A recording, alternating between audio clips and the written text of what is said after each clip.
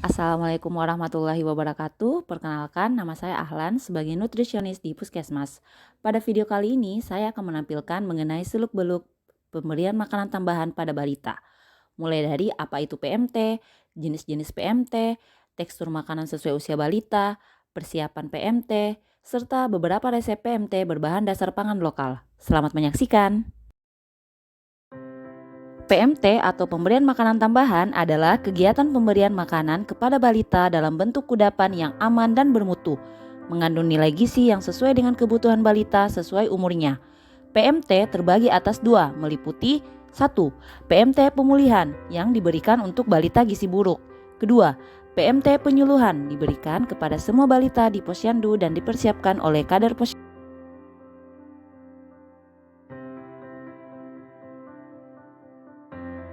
Tekstur makanan balita. Pada tekstur makanan balita dibagi atas 3 kelompok umur, meliputi kelompok umur 6-8 bulan, kelompok umur 9-12 bulan, dan kelompok umur 12-23 bulan.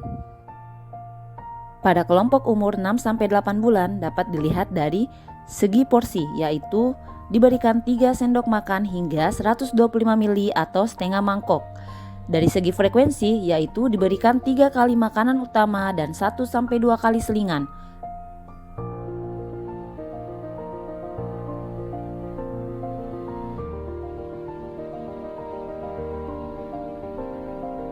Pada bagian tekstur makanan untuk usia 6-8 bulan, dibuat dengan cara disaring hingga berbentuk makanan lumat.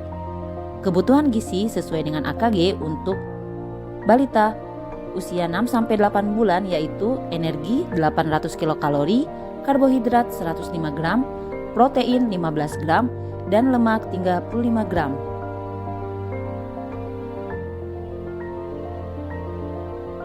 Pada anak usia 9-12 bulan diberikan porsi yaitu sebesar 125 ml sampai 250 ml untuk frekuensi makan yaitu 3-4 kali makan utama dan 1-2 kali selingan.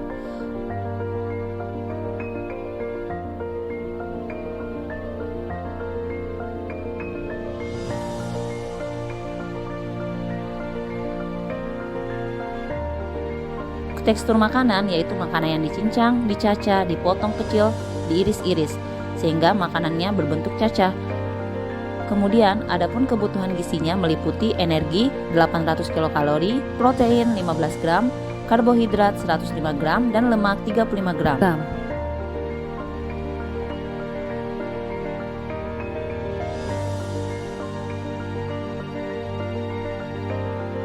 Pada anak usia 12-23 bulan, untuk porsi makan yaitu sebanyak 200 ml sampai 250 ml dengan frekuensi makan yaitu 3-4 kali makan utama dan 1-2 kali selingan.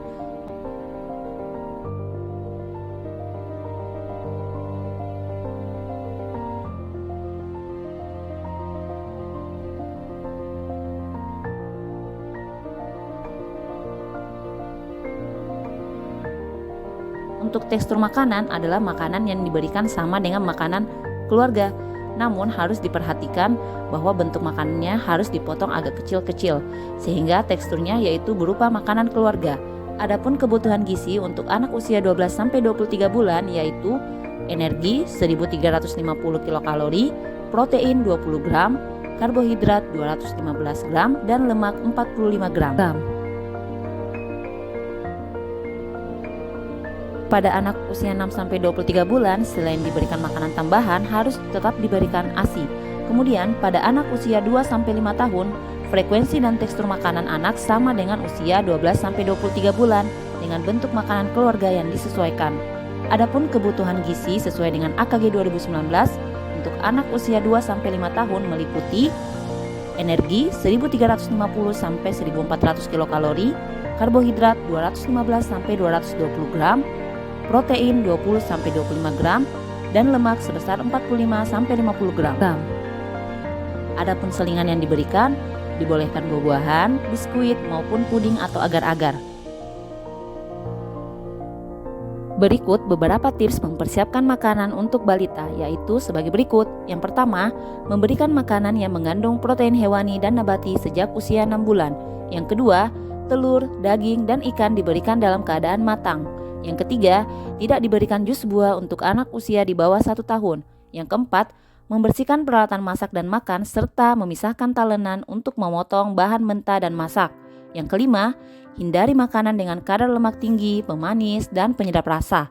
Dan yang keenam, cuci tangan sebelum dan setelah makan.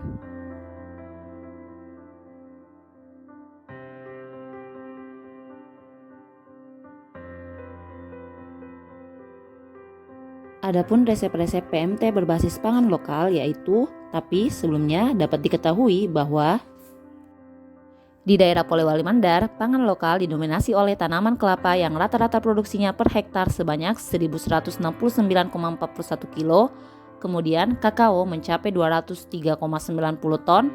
Pada tanaman buah-buahan yang memiliki produksi terbesar adalah tanaman pisang sebesar 969 ton, kemudian diikuti oleh tanaman mangga dengan jumlah produksi sebesar 655 ton. Resep yang pertama yaitu pisang lemak kukus dengan bahan utama pisang kemudian dicampur dengan telur, margarin, dan promina bubur bayi rasa pisang susu. Kemudian nantinya akan dikukus selama 20-30 menit, menghasilkan energi sebesar 311,6 kilokalori.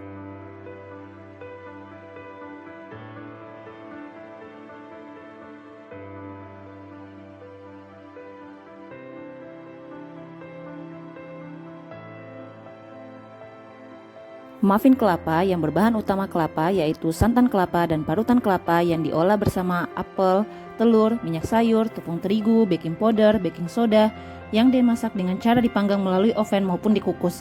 Santan sebagai bahan untuk MPASI sudah boleh diberikan, hanya tidak boleh diberikan secara berlebihan, yaitu hanya 20-50 ml per sekali makan.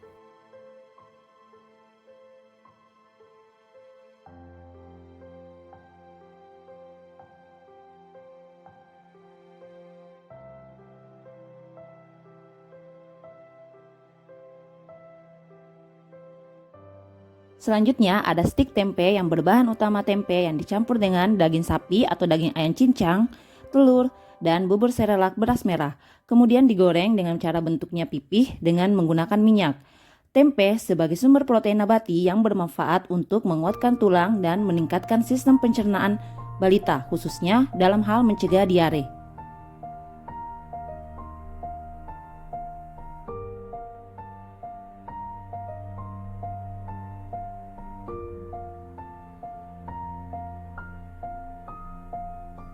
Puding pepaya yang dibuat dengan agar-agar putih yang dipanaskan bersama dengan air, kemudian apabila mendidih dan sudah dingin dimasukkan di bagian tengah pepaya yang sudah dibersihkan dari biji-bijinya. Manfaat pepaya yang kaya akan vitamin C sehingga dapat meningkatkan sistem kekebalan tubuh pada balita.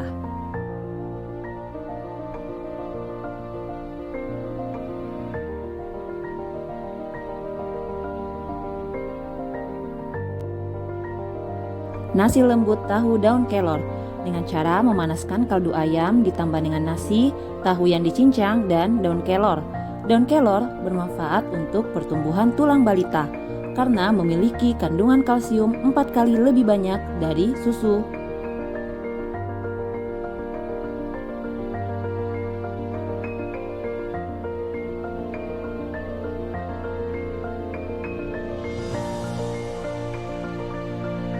Terima kasih sudah menyaksikan video ini. Semoga video ini dapat bermanfaat untuk kita semua dan sebagai salah satu bahan referensi untuk pemberian makanan tambahan pada balita dan pemberian makanan pendamping ASI. Saya Ahlan, salam sehat dan bergizi. Wassalamualaikum warahmatullahi wabarakatuh.